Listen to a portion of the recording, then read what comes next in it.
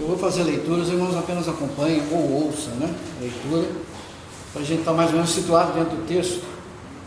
E já posso adiantar que é um momento, a Bíblia toda ela é intensa, mas agora nós estamos chegando no ápice dessa intensidade, no que diz respeito a Jesus e a sua missão.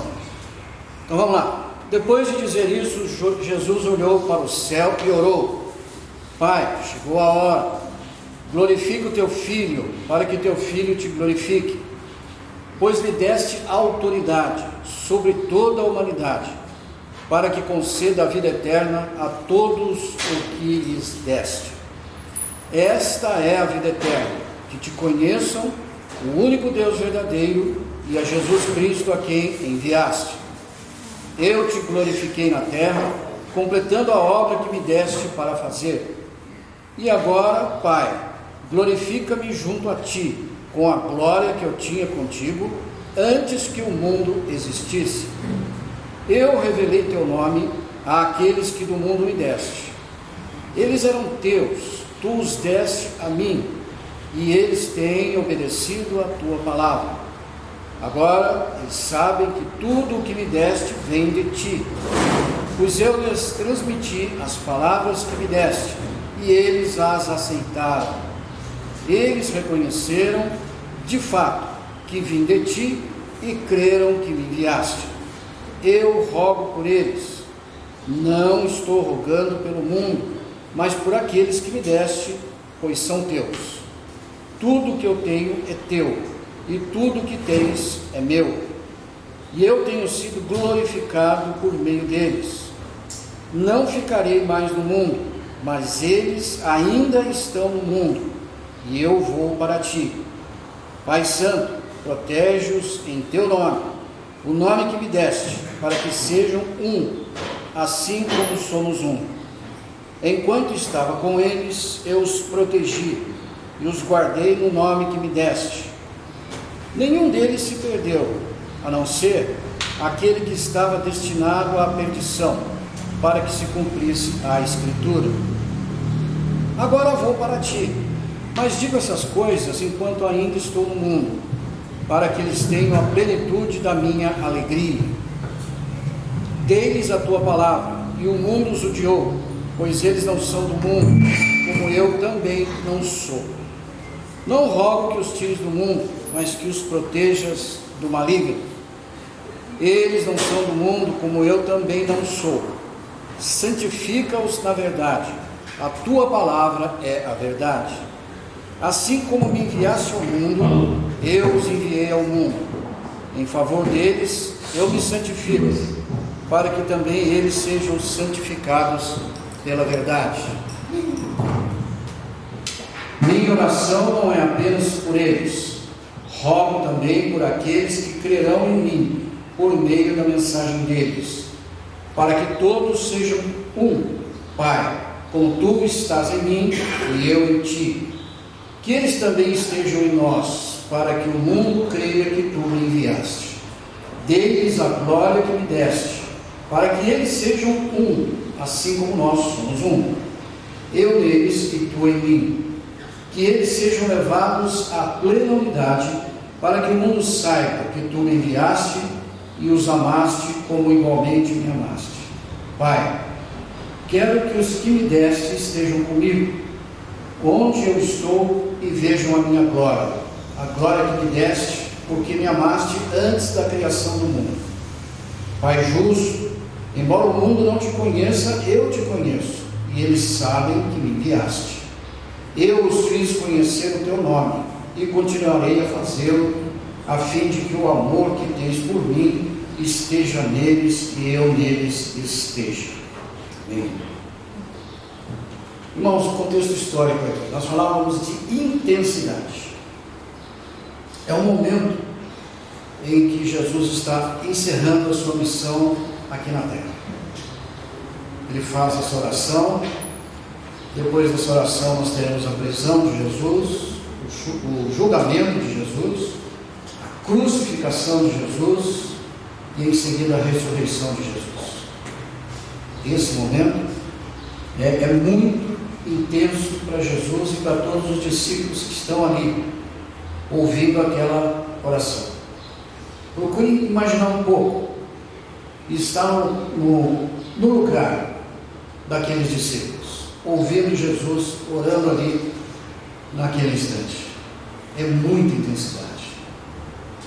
Jesus, naquele momento, expressava o final e o começo, porque afinal Deus não tem nem fim e nem começo, mas teve a passagem dele aqui na terra.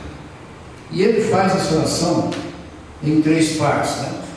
Primeiramente ele ora por si mesmo, em seguida ele ora pelos discípulos que estão ali com ele naquele momento, e depois ele ora por nós, os discípulos que haverão de vir.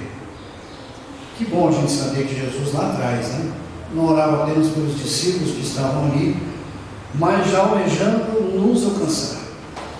Coisa boa sabermos dessa intercessão de Jesus, até mesmo por nós.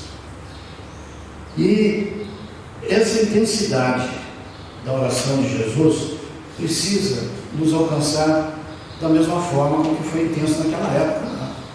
Intensidade significa força, né? Significa que você está realmente sentindo. Hoje em dia essa palavra é muito usada, sabe aonde? No futebol. O time foi intenso o jogo inteiro, ou seja, um time combatente, combativo, um time forte, um time que não desiste, um time que vai em frente e que emana ali um sentimento de força, que rodeia e que atinge a todos os que estão ali. Esse era o momento que Jesus estava ali, sentindo e propagando ali ao redor para os seus discípulos. Em João 17,1, no versículo 1, Jesus intercede por si mesmo. Estas palavras Jesus falou, levantou seus olhos ao céu e disse: é chegada a minha hora. Lembra de uma outra ocasião que ele falou de hora? Que tenho eu contigo? Não é chegada a minha hora? Chegou. É chegada a hora da despedida, a hora da separação. Obviamente que a separação física, porque Jesus mesmo em sua oração, ele vai interceder para que ele continue e que o Pai continue com seus discípulos, bem como conosco, que haveremos ainda de vir. Glorifica teu Filho, para que o teu Filho te glorifique. E aqui nessa simples frase nós vemos Jesus intercedendo por si mesmo e também chamando e alertando que Ele é Deus, como o pastor tem colocado aqui todos os domingos. Jesus é Deus. E como é difícil as pessoas aceitarem essa verdade. É muito difícil. Nós temos até um Jesus andando por aí, né? Virgem Cristo, Deus. Como é que pode uma coisa dessa, gente? Como é que pode uma blasfêmia desse tamanho? E muita gente aceita isso e não aceita o Jesus da Bíblia, né? Por isso que na oração aqui ele vai dizer: olha, as pessoas odeiam porque vocês não são do mundo, né? Odeiam a Jesus e aceitam qualquer outra coisa que venha aparecer. Bom, mas aqui Jesus levanta os olhos ao céu, que parece, né, pelo que a gente tem lido na Bíblia, né, e até na oração do publicano, o publicano não levou os olhos ao céu, em sinal de humildade, abaixou a sua cabeça. Mas parece que era um gesto comum na época, né? Olhar para o céu e fazer a oração olhando para o céu. E nós não temos esse costume hoje em dia mais. Fechamos os olhos para melhor nos concentrarmos, né? E estarmos ali sentindo que nós estamos orando numa plenitude maior. Mas naquele tempo me parece que era comum isso, né? A pessoa olhar para o céu e fazer a sua oração. No versículo 2, Jesus continua mostrando que Ele é Deus. E hoje eu estava lendo a carta de Paulo aos Colossenses, e como fica claro a soberania de Deus. Os Filipenses, né? A inspiração do Espírito Santo, tornando ali concreto essa divindade de Jesus, uma coisa maravilhosa, né? Assim como lhe deste poder sobre toda a carne, para que dê vida eterna a todos os que lhe deste. Todo o poder sobre toda a carne. Jesus tem todo o poder. Ele é o Todo-Poderoso. E essa verdade nós, cada nós, levarmos à frente. Mas Ele é o Deus, e como Deus, como Filho de Deus, Ele tem todo o poder nas suas mãos, inclusive o maior poder de todos, que é o da salvação. E eu sempre digo que eu fico incomodado quando as pessoas dizem: o melhor de Deus está por vir. Oi? O melhor de Deus está por vir? Crente dizer uma coisa dessa? Os não crentes tudo bem, mas um crente que lê a palavra, estuda a palavra, dizer que o melhor está por vir, sendo que todo o poder já veio, e que esse todo o poder já nos salvou, já nos resgatou da morte. Esse é o maior milagre que o ser humano pode presenciar em toda a sua existência. Pode ter morto ressuscitado, gente curada, mas não é nem um pouco próximo do que significa salvação. E essa salvação só quem tem todo o poder pode conferir, só através de Jesus. E ele continua a sua oração. João 5, eu gostaria também de voltar um pouquinho dentro desse tema, em João 5, 27, quando a gente tem a palavra nos dizendo que Jesus tem toda a autoridade, e Jesus falava com autoridade. Eu não consigo imaginar como que era a voz de Jesus, eu não consigo imaginar como que era a entonação da voz de Jesus, não tenho a menor ideia, mas ele falava de uma maneira diferente. A entonação de voz, talvez, eu não sei, mas ele tinha autoridade. Quando ele falava, com autoridade, né? Falava sabendo o que estava falando, sem vacilar.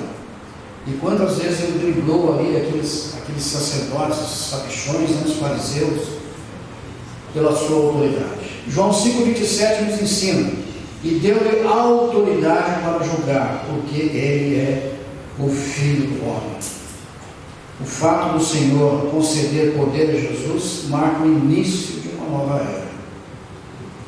Início de uma nova era. A era que nós estamos vivendo. Como o irmão Érico tem bastante frisado aqui, tem muita gente vivendo lá no Velho Testamento, misturando o Velho com o Novo e querendo realizar coisas para poder ser salvo. E a nossa irmã mencionou a questão da Aparecida do Norte, as pessoas indo para lá, e muitos deles indo em busca de salvação, achando que esse gesto de carregar uma cruz ou de caminhar a pé tantos quilômetros vai trazer para eles a bênção da salvação, quanto que Jesus já fez tudo por nós. Não foi pouco, né? Essa autoridade, ela vem da cruz do Calvário, ela vem de Deus para nós em termos de salvação. Houve sangue derramado. Olha a intensidade disso, gente. Olha a gravidade disso. Sangue derramado, foi cuspido, apagou, vilipendiado, né? Sofreu vexame, e as pessoas não reconhecem a autoridade de Jesus. E depois ressuscitou. E alguns ainda colocam, né, aquele Jesus na cruz, que nos inspira pena. Você olha para Jesus, as pessoas ficam compungidas com dó de Jesus. Coitadinho de Jesus.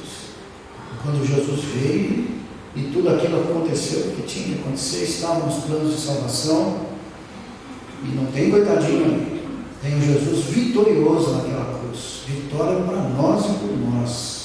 Isso é autoridade. Então Jesus, lá em Mateus 28, 18, famoso, né? Então Jesus aproximou-se deles e disse: foi-me dada toda a autoridade nos céus e na terra. Toda a autoridade reside em Jesus Cristo. Ele é Deus, Ele é o Filho de Deus. Irmãos, é importante também que a gente faça aqui um parênteses dizendo o seguinte: quando nós lemos a Bíblia, quando Jesus entra na nossa vida, nós temos duas situações. O Espírito Santo trabalha na nossa vida, nos ensina, nos dirige dentro das doutrinas, nos mostrando o que é, o que não é, o que devemos fazer, e nós entendemos. Segunda situação: nós lemos a palavra de Deus, estudamos a palavra de Deus e aceitamos as verdades pela fé e não entendemos. Não entendemos. Foi dito aqui, e sempre isso é lembrado, as três pessoas em uma. Ninguém deu uma explicação razoável para isso até hoje, não vai dar. ou você aceita pela fé, ou cai fora. Não tem outro jeito. E algumas coisas nós teremos realmente que aceitar pela fé. Como, por exemplo, nessa mesma oração, ele conversando com o Pai. Mas não é um só? E conversa com o Pai, e fala do Espírito. E aí nós nos rendemos à nossa pequenez. Porque Deus, Ele revelou completamente aquilo que nós precisamos saber. E o que nós precisamos saber é que Deus é um só. E que Jesus é Deus. E aceitaremos isso pela fé. Não dá para ficarmos especulando e tentando explicar isso de forma racional. Isso não é possível fazer. Mas sabemos que são três em um e que Jesus é Deus. Em seguida, no capítulo 17, verso 3, Jesus vai falar da vida eterna. Gente, olhar isso todos os dias pela minha salvação. Porque quando eu olho para mim, eu falo assim, como que pode? Como o Senhor colocou alguém na minha vida? Alguém de tanta importância na minha vida que me trouxesse para a igreja, no meio de gracejos, no meio eu mesmo, né? Eu olhava assim e dizia, gente, você vai de igreja, pô, sabe? Todas elas têm o seu efeito aí moral, para ajudar o homem a não se desviar, a ser uma pessoa mais honesta. O meu conceito era esse, conceito firme.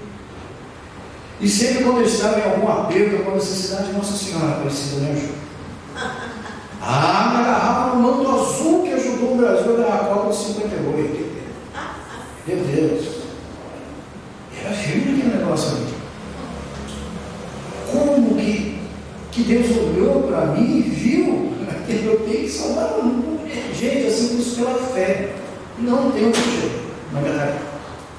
Meu pai sofreu um acidente uma vez, uma pedreira caiu em cima dele, e ele tinha uma medalhinha no pescoço. E ele disse assim, ele não sofreu nada, apenas quebrou o dedinho. Ela que me salvou. 3 ou 4 anos depois, ele conheceu o Evangelho, ele viu que ele estava errado, e aceitou o Evangelho. E as pessoas acham muito difícil, porque tem uma moça na padaria, se eu soubesse que eu ia para a glória, eu caía dura aqui. Mas Jesus garante a nossa salvação. Mas eu tenho que fazer por onde? O que eu tenho que fazer por onde? É crer e aceitar. Eu creio e aceito, e ele me garante a salvação. Depois não tenho mais para pensar. É isso aí. É isso aí. Tem os momentos que requer a fé. A vida eterna é isso. Nós vamos ver mais à frente aqui, ao estudar, né? Jesus falando que ele não perdeu ninguém, exceto aquele que veio, né, que era o filho da perdição, mas veio para que a palavra fosse cumprida. E aí? Vamos nós pela fé de novo. Né? Que como eu tinha, olha, antes de eu me converter, eu tinha certeza que Judas era uma missão. Ele foi escalado para aquilo lá. Ele foi trazido para o mundo para aquilo, para entregar Jesus. Só que Jesus não alivia. Ele é o filho da perdição. Apesar da escolha, apesar da eleição, Deus não tira do homem a sua responsabilidade. Responsabilidade é responsabilidade. Jesus até tentou alertar lá na mesa, olha, quem que come comigo, mete a mão comigo no prato, vai me trair. E ele é meio cara de pau, né? Comigo, sou eu, fez que comeu comigo. Deus não tirou a responsabilidade dele. Então são coisas, Deus, que vamos crer para frente. Não tem outra maneira. Bom, essa é a vida eterna, que te conheçam o único Deus verdadeiro e a Jesus Cristo a quem enviaste. Essa é a vida eterna. A vida eterna reside em Jesus, que é o Filho de Deus, que teve a missão de vir, ensinar para nós o que nós precisávamos ouvir a respeito da vida eterna, a respeito de quem é Deus, do que é Deus, dizer para nós que Ele é Deus e que Ele pode nos dar a vida eterna. Pronto, ponto final. Fora disso, não há salvação. Ele é a própria vida eterna. E tem mais. O fato de conhecer Jesus não salva ninguém. Porque eu conhecia Jesus. De ouvir falar, né?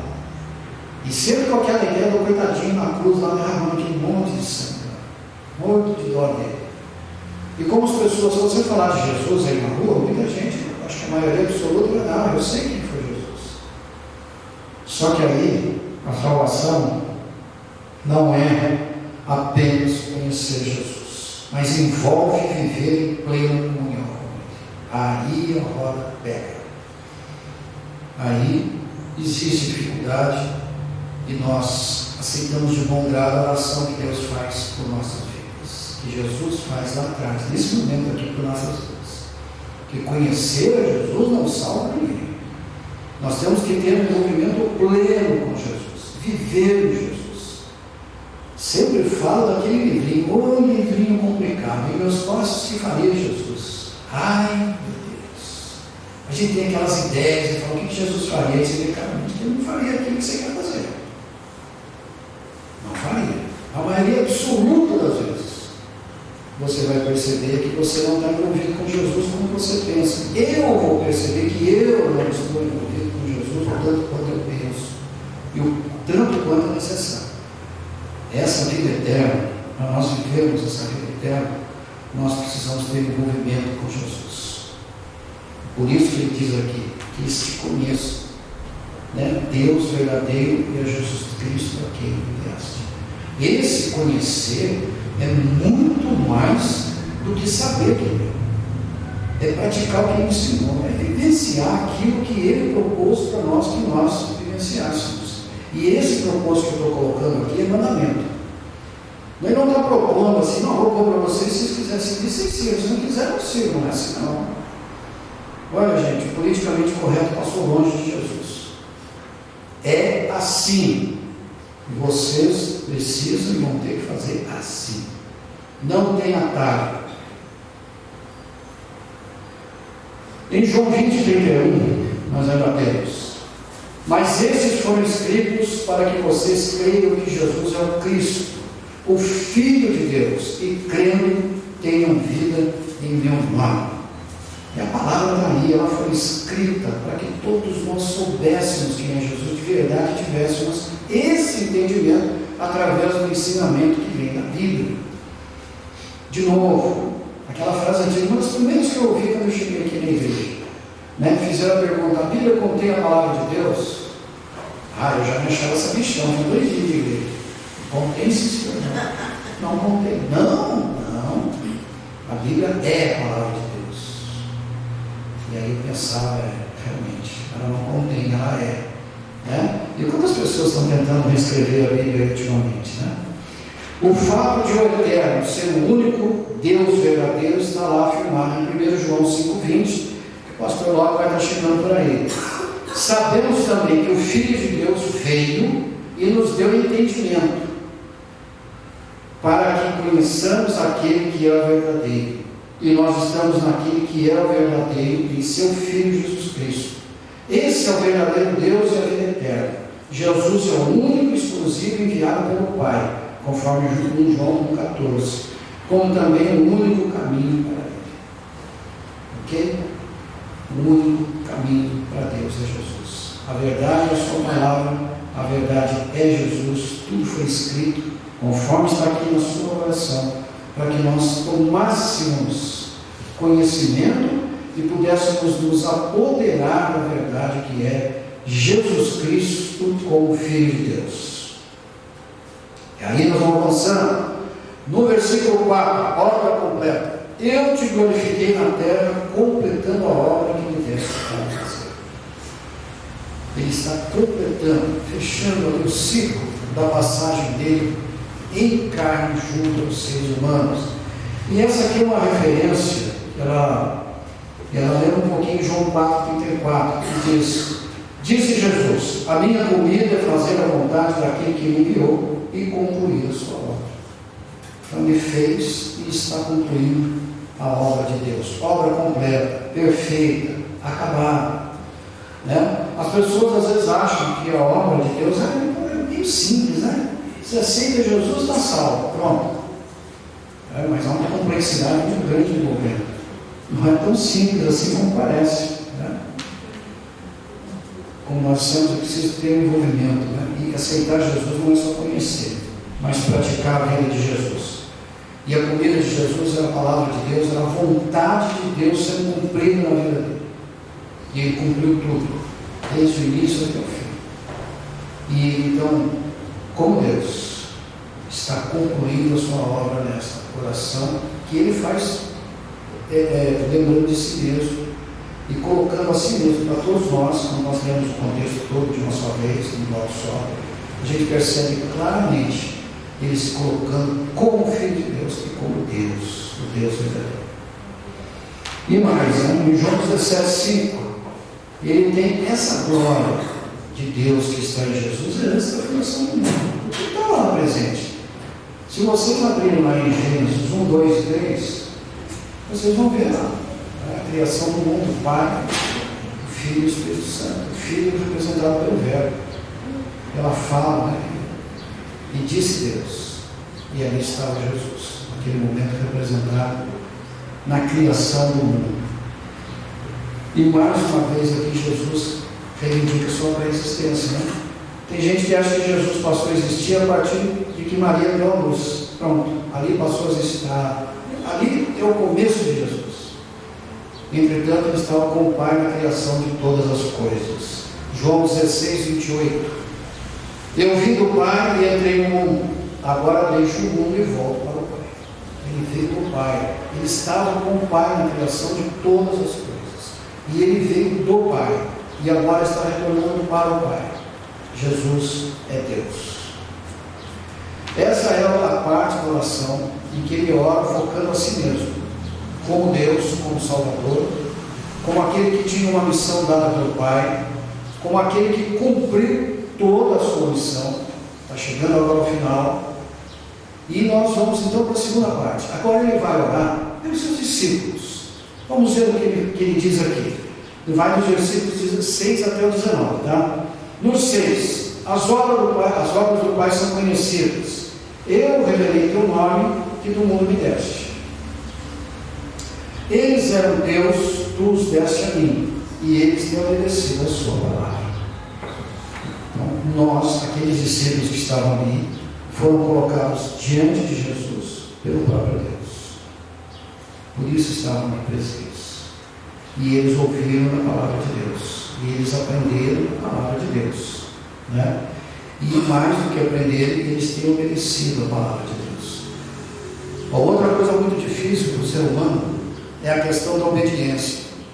Nós não somos muito adeptos à obediência, né, pastor? Somos meio, né? Lá no Jardim do Éden, lá daquela árvore, vocês não vão comer.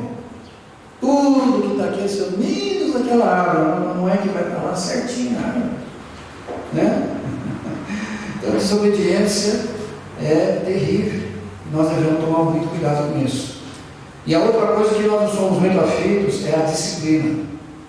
Sem disciplina não tem obediência, gente. E hoje nós vivemos uma época bem anárquica. Cada um deve fazer o que quer. Eu faço o que quero.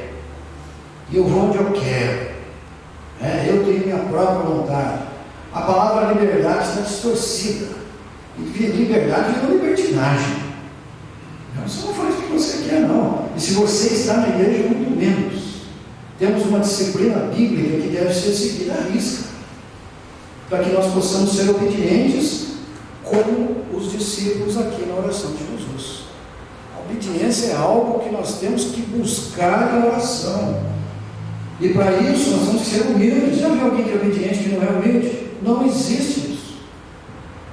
Por isso é preciso, se não formos humildes, não vamos ser obedientes. Nós temos que nos mirarmos aqui nessa oração, extraindo que os discípulos foram humildes e obedeceram. E muitas vezes nós não vamos gostar muito de obedecer. Talvez a maioria das vezes. Tem que obedecer. Temos que ter a disciplina. E hoje em dia, principalmente no meio dos jovens, você falar em disciplina, isso aí é autoritário. Não. Isso não é autoritário, isso é autoridade. Confunde autoridade com autoritarismo. Não. Nós temos uma autoridade sobre nós, que é a Bíblia, que é a palavra de Deus, que é o Espírito Santo nos guiando, que é Jesus, com o qual nos envolvemos plenamente durante toda a nossa vida. Dali vem a nossa disciplina, dali vem a autoridade que nós precisamos seguir, como fizeram os discípulos, que agora são objeto da oração de Jesus. Muito bem. Em João 17, de 7 a 8, Jesus deu as palavras aos discípulos. Agora eles sabem que tudo que me deste vem de ti, pois eu lhes transmiti as palavras que me deste, e eles aceitaram. Eles que conheceram de fato que vem de ti, e creram que me enviaste, e foram obedientes. Porque tem gente que aceita tudo isso aqui, mas só que não obedece.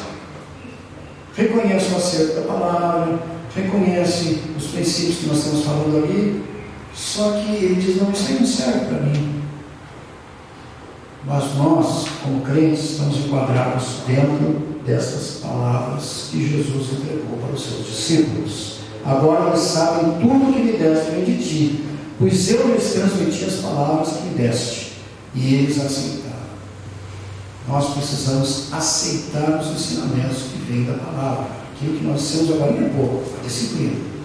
A fé, trabalhando junto com a disciplina, tudo ali orquestrado pela humildade diante de Deus, reconhecendo que nós não temos nenhuma autoridade para decidirmos as coisas, né? Hoje há um jargão no feminismo que diz que o lugar de mulher é onde ela quiser. Não, mulher cristã não. Mulher cristã, o lugar dela é onde Deus colocar, não é onde ela quiser. E nem o homem, nenhum de nós é onde nós quisermos.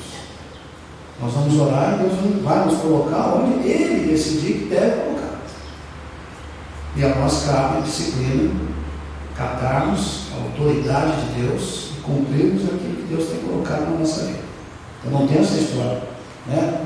De eu posso fazer o que eu quiser, eu posso ir aonde eu quiser, a cabeça é minha, a vida é minha, ninguém tem nada a ver com isso. Para o crente essas coisas não existem. Para o crente existe submissão. E de novo, humildade. Sem humildade não acontece a submissão, né? E a rebeldia é outra marca do nosso tempo. A rebeldia é exaltada. Os rebeldes são considerados heróis nos tempos que nós estamos vivendo. Deuteronômio 18, nos lembra um pouquinho esse verso que nós lemos. Vejam bem: levantarei no meio dos seus irmãos um profeta como você, porei minhas palavras na sua boca, e ele lhes dirá tudo o que lhe ordenou. Foi o que Jesus fez, né? Deus colocou as palavras e passou essas palavras para os seus discípulos, que fizeram chegar até nós. E hoje nós recebemos essas palavras, e hoje nós entendemos essas palavras, e hoje nós também aceitamos essas palavras. Em João 17, de 9 a 12, é aonde ele entra naquilo que eu disse, que ele roga pelos discípulos, mas ele não roga pelo mundo. Então há uma separação clara. Politicamente correta, nós estamos fazendo acepção de pessoas. Jesus fazia acepção de pessoas. Ele dividia aqui o mundo e aqueles que eram dele, e ele orava por aqueles que eram dele e não pelo mundo. Eu rogo por eles, discípulos, não estou rogando pelo mundo, mas por aqueles que me deste, pois são teus. Tudo que tenho é teu. E aí ele vai fazendo essa oração, e lá no 12 vem o ápice, né, dessa frase, desse trecho: enquanto eu estava com eles, eu os protegi e os guardei no nome que me deste. Nenhum deles se perdeu, a não ser aquele que estava destinado à perdição, para que se cumprisse a Escritura, e que foi Judas, o traidor, Judas Iscariotes. Então a presença de Deus no nosso meio, ela continua tão concreta e tão presente, tão forte como era nos tempos dos discípulos. A gente às vezes tem um costume de imaginar, e talvez tenha um pouco de razão, né? Os discípulos estiveram junto com Jesus, eles andaram com Jesus, eles testemunharam os milagres que Jesus fez. Então é claro que eles têm uma vantagem sobre nós. Mas aí vem Jesus e fala: não tem não, feliz é aquele que crê e não viu. Então nós temos que estar crendo. E se nós temos o costume de cultivar a oração constante todos os dias da nossa vida, e a leitura da palavra, nós vamos sentir Jesus com a mesma intensidade que eles sentiram lá. Nós vamos sentir na nossa vida, nos momentos difíceis e nos momentos alegres. Nos momentos alegres é mais difícil sentir Jesus, viu, gente? tem uma tendência, né? Tá tudo tão gostoso, mas quando a roda aperta, quando a situação fica difícil, aí a gente vai e entra na presença de Deus, eu sou povo, preciso de ajuda, e aí a gente sente com mais intensidade. Por isso que está lá no Velho Testamento, eu já não me lembro mais do trecho, mas é melhor ir na casa onde tem uma pessoa morta do que ir numa casa onde tem festa. Porque ali, onde existe o luto, você cai na realidade. Esse é o meu destino. Aqui onde eu vou parar, nesse cachorrinho aí, coisa parecida. Né? Enquanto que na alegria e na felicidade, nós nos dispersamos. Nós achamos que nós somos alguma coisa, e nós não somos absolutamente nada. E por isso, irmãos, queria rogar por nós. Olha quantas coisas nós temos de dificuldade, e precisávamos desse roubo. E os discípulos também precisavam dessa oração, precisavam dessa intercessão para manter aqueles discípulos ali em pé, porque o que eles iriam enfrentar não seria também fácil. Imagina a implantação da igreja, acabou de chegar falando de Jesus lá no meio, o pessoal tem aquela ideia formada sobre tudo, sobre a lei, que a lei salva, tem que seguir a lei, uma hipocrisia terrível. Aí chega um caboclo e fala: esquece a lei não salva ninguém, é Jesus que salva.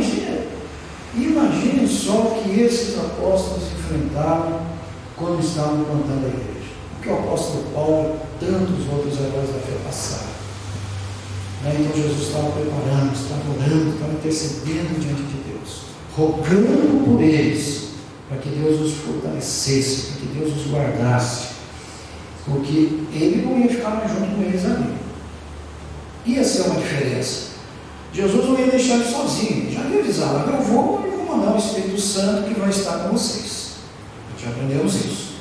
Mas é diferente de você estar com a pessoa ali o dia inteiro, no contato, almoçando, jantando junto, caminhando junto, participando junto das coisas que Jesus participou. Por isso você vai ter uma grande tristeza quando Jesus foi crucificado. Depois ressuscitado, assunto aos céus e pronto, agora estamos sozinhos. Agora ele foi embora. Claro, o Espírito Santo de Deus estaria com eles, esteve com eles, dirigindo e guardando e ajudando na plantação e na implantação das igrejas. E quanto ao Judas, apenas houve cumprimento da palavra de Deus.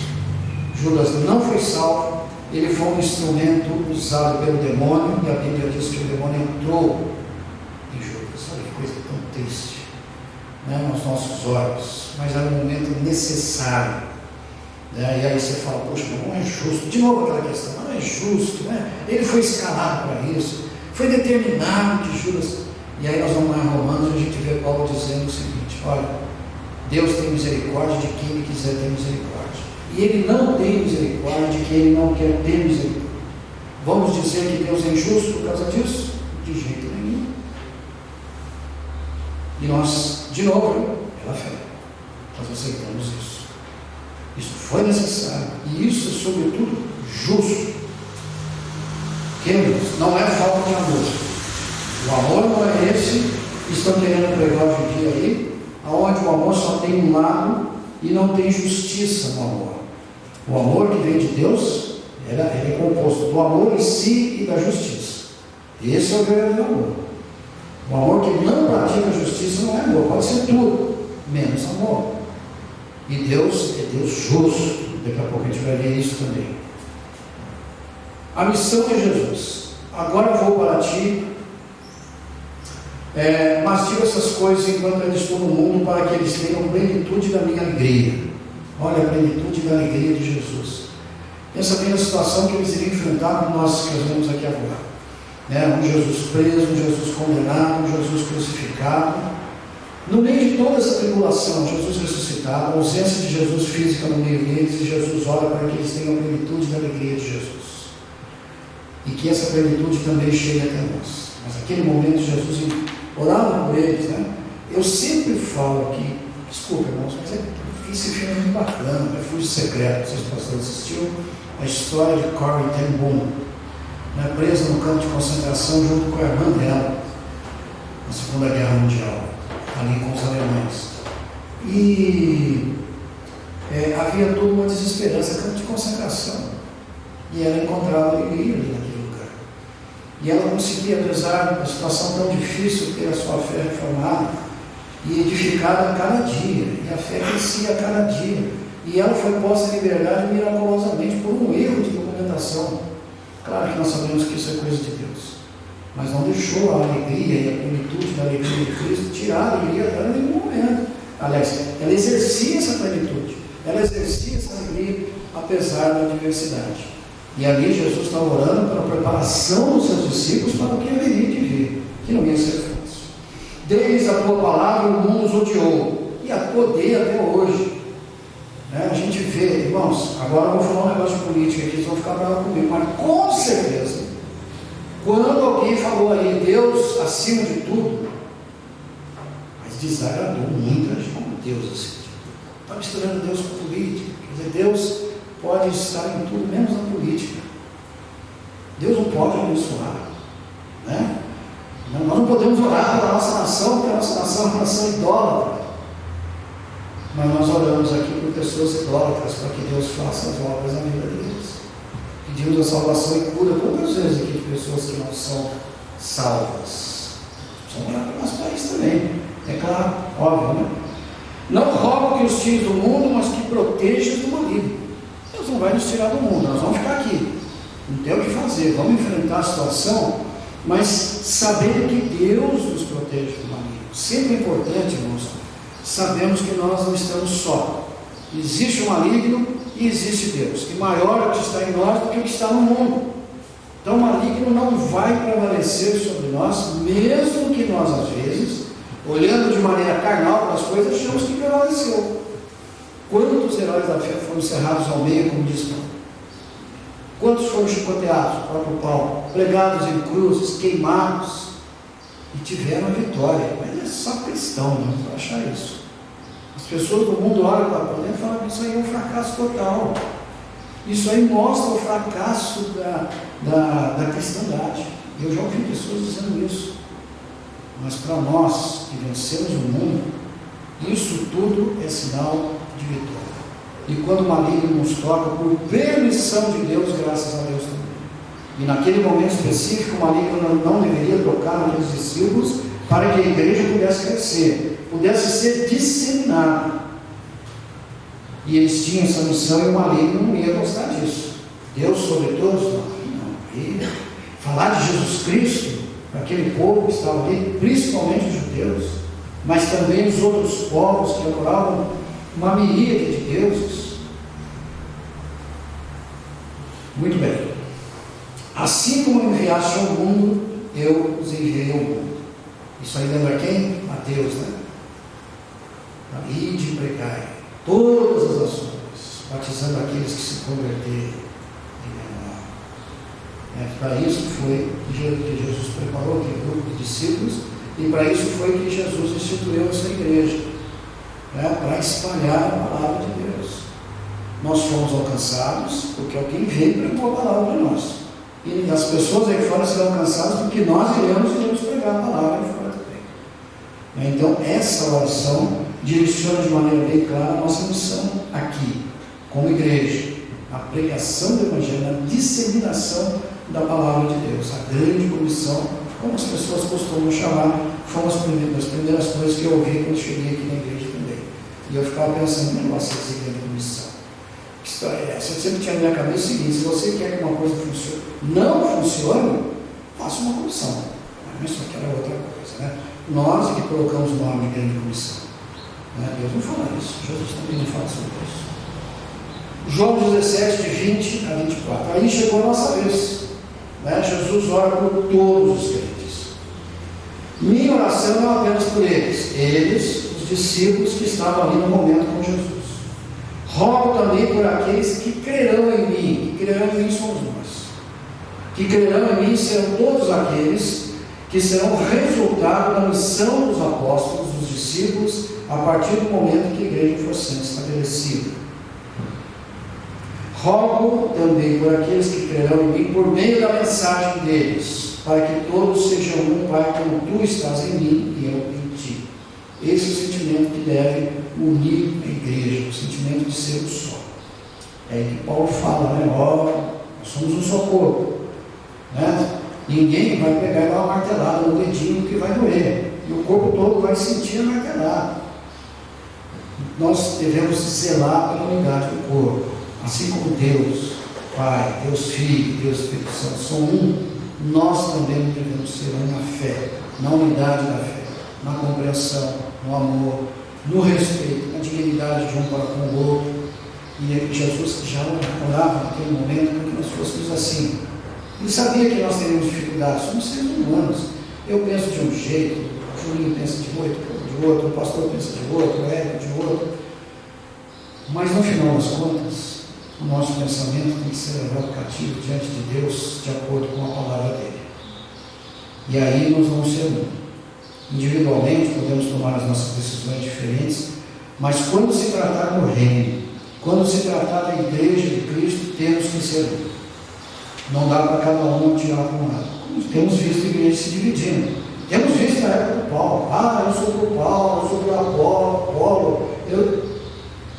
E o Paulo muito bravo com eles, dizendo: olha, quem morreu foi Jesus. Não foi eu, não foi Apolo, não foi ninguém. Foi Jesus. Então a igreja de Cristo temos que ter, nesta oração aqui, nos mostra claramente como é necessária a unidade da igreja. Vocês, uma comparação também um pouco assim, né? Mas você já viu um time de futebol desunido ganhar um título? Não é nada. Um não passa a bola para o outro porque não gosta do jogador do lado, o outro, né, quer que jogue de um jeito, ele faz de maneira diferente. Não. Nós temos uma regra de fé só, um só Deus, uma só fé, um só caminho, uma só direção e um só sentimento em Cristo Jesus. E é isso que Deus está orando, que Jesus, naquele momento, ora para o Pai, intercede pelo Pai, para que nós sejamos assim. Jesus não apenas orou por si mesmo e pelos seus discípulos, mas sua visão transcendeu o presente. Avançou aquele momento que estava passando ali e veio nos alcançar. Nos alcançou de forma impactante, através da mensagem pregada por aqueles que estavam ali ouvindo aquela oração. E pregado por todos os outros que viriam a seguir até chegar nos nossos dias.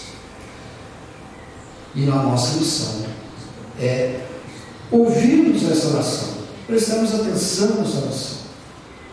O que Jesus fez nessa oração? Em que nós fomos objetos desta oração? Para que nós possamos, como igreja, irmos bem, possamos estar praticando a sua palavra. Lá em Deuteronômios 29, 14 e 15, a palavra nos ensina: não façam essa aliança sob juramento com vocês, que estão aqui conosco na presença do Senhor, o nosso Deus, mas também com aqueles que não estão aqui hoje. É uma coisa muito parecida, né? Não está orando só por aqueles que estão ali, naquele momento. Não fez ali, o povo de Israel não fez aliança só com aquele povo ali que estava ali naquele momento, mas a aliança que se estenderia para todos os que viriam depois. A mesma coisa Jesus está fazendo aqui, orando, né, por aqueles que estavam ali e já avançando para o futuro. E nós falamos que Deus é justo. Aí no capítulo 17, verso 25, nós vemos a justiça. Pai justo, embora o mundo não te conheça, eu te conheço. E esses sabem que me enviaste. Jesus se dirige a Deus como Pai justo. O Antigo Testamento nos ensina que o Senhor é justo e reto. Existe justiça. Só que essa justiça nós não podemos medir pela nossa justiça. É a justiça de Deus. Nós temos a nossa justiça e a justiça de Deus. Prevalece de Deus. Sempre. E temos que ter essa ciência que o Pai é justo. E se o Pai é justo, e se Jesus é justo, ele é Deus, ele é justo. Se ele é justo, ele é Deus. Jesus tem a plena justiça e representa a plena justiça no meio da humanidade. Embora a traição, a tortura e a morte que sofreu fossem iminentes, Jesus afirmou a justiça de Deus, seu Pai. Ele poderia ter se revoltado, poderia ter se rebelado contra isso. Ele fez uma oração dizendo: Pai, se for a sua vontade, afasta de mim esse cálice. Se não for, que seja feito. Tem que ser feito. E pronto. E aceitou a justiça de Deus sobre ele, nos dando o exemplo máximo de disciplina, de acatar a autoridade de Deus, mesmo que a sentença seja de morte. Olha o que ele está passando para nós. Olha o que ele está ensinando para nós. Alguém já disse aí que se alguém quer uma religião cômoda e tranquila, por certo não deve escolher o cristianismo bíblico, porque envolve muita coisa. E é muito sério, é muito grave. Aceitarmos a justiça de Deus, mesmo que seja para a morte, como justiça, sem abdicar do amor. Essa compreensão vem pela fé, pelo conhecimento da palavra. Por isso, irmãos, a oração e a leitura e o estudo da palavra diariamente é necessário. Não dá para a gente viver sem essas coisas. Levantar de manhã e sair correndo sem nenhuma oração, sem agradecer nada a Deus, sem implorar a Deus as suas misericórdias pelo restante do dia, pela sua família, pelos seus filhos, pelos seus pais. Sai, corre ali correndo, sai atribulado, nenhuma palavra, nenhuma conversa com Deus, nenhuma leitura na sua palavra, nenhum entendimento de nada porque não leu. E dias após dias dessa forma, a fé vai se apagando. A compreensão e a plenitude do envolvimento do homem com Jesus vai desaparecendo. Jesus vai se desvanecendo porque não há intimidade. Os discípulos estavam ali diariamente com Jesus. E nós temos a mesma oportunidade de estarmos todo momento com Jesus. Ele nos deixou a sua palavra. Ele não deixou para enfeitar, né? Abrir ali na sala uma Bíblia bem bonita, com letras douradas, deixar aberto na sala. Salmo 91. Foi para isso que foi criada a Bíblia. A Bíblia foi criada para ser manuseada. Ficar toda suja, cheia de orelha, não interessa, pelo uso, pelo manuseio, pela leitura e pelo estudo. E a oração também não foi inventada só à toa, né? Se quiser aí, ora. A gente vê, por exemplo, o apóstolo Paulo, o homem da estatura do apóstolo Paulo, orando pelos não salvos, orando pelos salvos, orando pelo trabalho, orando pela missão, orando pelos irmãos que estavam ali na luta, no dia a dia, sofrendo perseguição, sofrendo dificuldade, e orando. Então, irmãos, são duas coisas imprescindíveis em nossa vida. Imprescindíveis, todos os dias. E com alegria no coração, com alegria no coração, a oração diária e a leitura diária da palavra. Obrigatório, com alegria. Não chegar naquela hora, nossa, agora eu vou ter que orar. Nossa, eu vou ter que ler a Bíblia. Nesses dois momentos você vai ser feliz. Ai, que bacana, eu vou ler a Bíblia. Que gostoso. Eu vou orar, é o meu momento de refrigério. É o meu momento onde eu posso conversar com Deus, agradecer a Deus, porque Deus, pela sua infinita misericórdia, nos propiciou portas abertas para que nós chegássemos diante do trono da oração, para que nós agradecêssemos tantas bênçãos que nós temos recebido e para que nós coloquemos diante dele as nossas petições, como diz lá em Efésios, para no tempo oportuno nós sermos atendidos.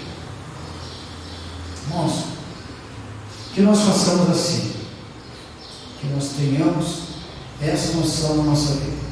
Jesus orou, não foi à toa. Se Jesus, que é Deus, o Filho de Deus, orou, nós não precisamos orar? Está tudo bem? Sabemos o que fazer? Estamos no domínio de tudo? Precisamos da oração. E mais, intercedemos uns pelos outros. Vou dizer de novo, façam um caderninho de oração. Os irmãos vêm pedir oração na quarta-feira, os irmãos pedem oração no WhatsApp, e a gente faz aquela oração ali e depois nunca mais. Não ora mais. Tem que anotar os pedidos de oração dos irmãos. Interceder pelos irmãos não é aqui, não é quarta-feira só. Mas é uma intercessão necessária lá no livrinho de oração, todos os dias. Se ficar muito, você divide em blocos. Terça-feira eu oro por esses irmãos, quarta eu oro, quinta, faz uma divisão, mas não deixa de orar por todos. E aqueles casos mais graves, que nós sentimos que precisam de uma oração diária, ora diariamente por esses casos. Coloca esses nomes em oração todos os dias. E quando a bênção for atingida, o agradecimento virá e tem que vir. Não é só ir lá, foi atendido, e risco do livrinho. A oração vai ser no sentido de agradecer a Deus pelas bênçãos dispensadas sobre a vida dos nossos irmãos. Gente, não tem coisa mais gostosa que isso. É recompensador, é motivador, é o ar renovado espiritual nas nossas vidas a cada dia. Por isso Jesus orou. E por isso, mesmo ele tendo tortura e morte iminentes, nós temos, ele reconhecia diante de Deus a justiça do Senhor. Oração e conhecimento da palavra. Eu os fiz conhecer o teu nome e continuarei a fazê-lo, a fim de que o amor que tens por mim esteja neles e eu neles esteja. A expressão possa estar neles está repleta de implicações pactuais, conforme o verso 23. Então, irmãos, o amor de Deus está em nós. E esse amor é amor com justiça. Não é só o amor que o mundo prega, é o amor com justiça. Mas esse amor que estava neles continua agora dentro de nós. Nós somos uma extensão daquilo que foi criado ali naquele momento. Nós somos objetos daquela oração de Jesus Cristo. E que maravilha imaginar que Deus pensou em nós lá atrás, né? Talvez lá na criação do mundo Deus já estava pensando em cada um de nós. De novo, é pela fé. Não dá para crer nessas coisas lendo a Bíblia intelectualmente, querendo interpretar a Bíblia intelectualmente, não, mas quando formos ler a Bíblia, outra coisinha, né? Pedir para o Espírito Santo nos guiar na compreensão daquilo que estamos lendo, para que possamos ter a perfeita interpretação daquilo que estamos lendo. O brasileiro, por conta da educação dos últimos anos, talvez a vida inteira, né? O brasileiro é tido como analfabeto funcional. Ou seja, consegue ler, mas não entende o que lê. Não entende o que lê. Só que nós temos um ajudador, que é o Espírito Santo. E nós não temos necessidade de sermos, nem podemos ser analfabetos funcionais. Leu, compreendeu. Muitas vezes, por isso tem que estar aqui na escola bíblica dominical, para a gente aprender a palavra de Deus. O Espírito Santo está aqui no nosso meio, nos ajudando, todos nós. Tanto quem está falando, como quem está ouvindo. Quem está ajudando na construção da aula, dando a sua palavra também. O Espírito Santo está tirando, mas é preciso orar. Eu me lembro também do programa de televisão, acho que era do Silvio Santos, onde pessoas especialistas em determinado assunto iam lá para responder perguntas. E eram pessoas que conheciam, você podia perguntar qualquer coisa para eles, que eles saberiam responder. Elvis Presley, então o cara sabia até quantos fios de cabelo tinha no cabelo na cabeça dele. E foi um menino lá que respondia sobre a Bíblia. Deuteronômio 5,18, e ele falava. Né? Ia lá para o Novo Testamento e ele falava. Mas será que era convertido? Ou será que ele decorou a Bíblia? Nós precisamos memorizar a Bíblia, mas com entendimento. Não apenas saber a palavra de Deus. Aí fora está cheio disso.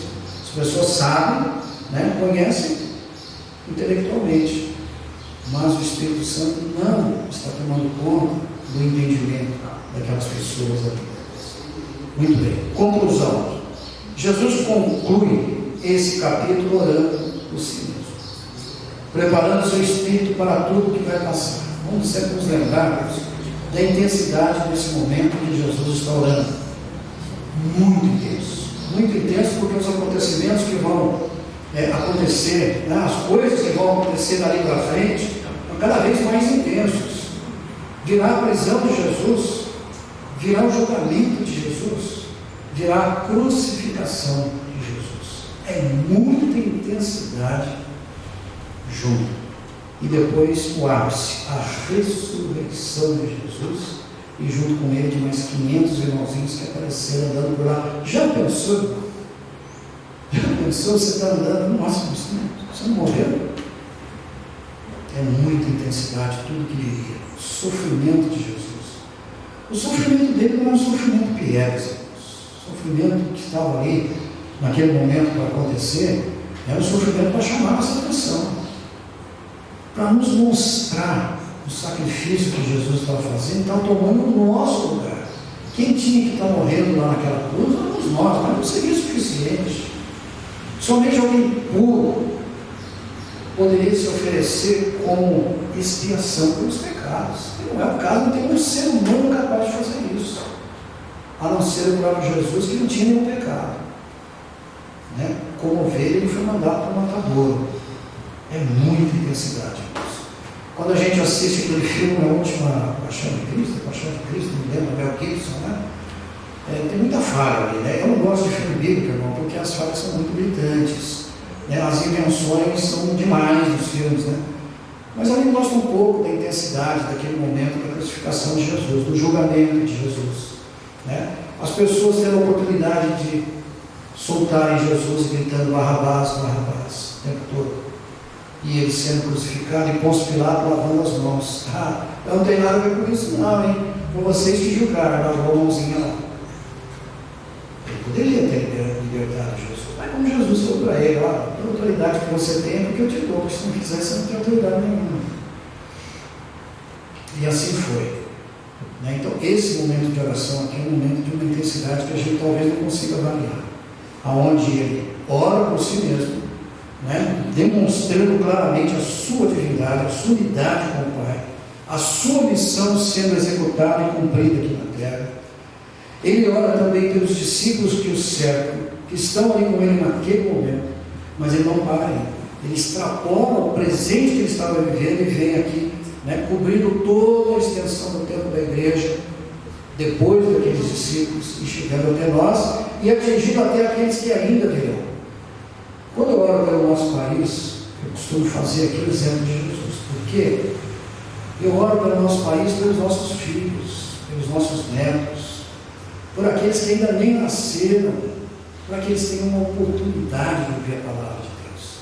Eu não sei qual é a vontade de Deus. Talvez seja fechar a igreja, fazer a igreja brasileira virar uma igreja de subterrâneo, onde a palavra é escondida, né? Para você pregar, você tem que se esconder, como é na China, né? Você tem que contrabandear a Bíblia para você conseguir entrar na China, agora, Nicarágua também, né? A gente ora para que essas coisas não aconteçam no nosso país. Quem pode fazer o bem e não faz, está pecando. Nós temos a obrigação de orarmos pelo nosso país, buscarmos a paz para o nosso país, buscarmos estarmos sempre prontos por aqueles que virão e por aqueles que já estão aqui, e orarmos pelos irmãos que estão no nosso país, nossos irmãos de fé, para que tenham paz, para que tenham a continuidade do seu trabalho. Se Jesus orou por nós lá, continuemos orando por nós aqui e por todos aqueles que virão também. Mas se a vontade dele for que nós tenhamos que sofrer alguma coisa, tenhamos que passar por dificuldades, amém também. E nós vamos buscar aí o que é que nós devemos fazer. Senhor, aconteceu o pior, o que faremos? Qual o caminho? Qual a estratégia?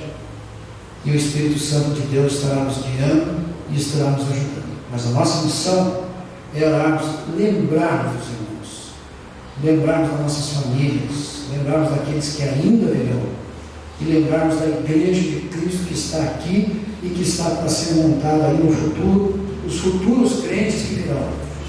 Nós devemos orar para que eles encontrem a liberdade de poder pregar a palavra como sempre foi. Esse deve ser a nossa oração. Entretanto, uma oração de submissão, dizendo: seja feita a sua vontade, assim na terra como no céu.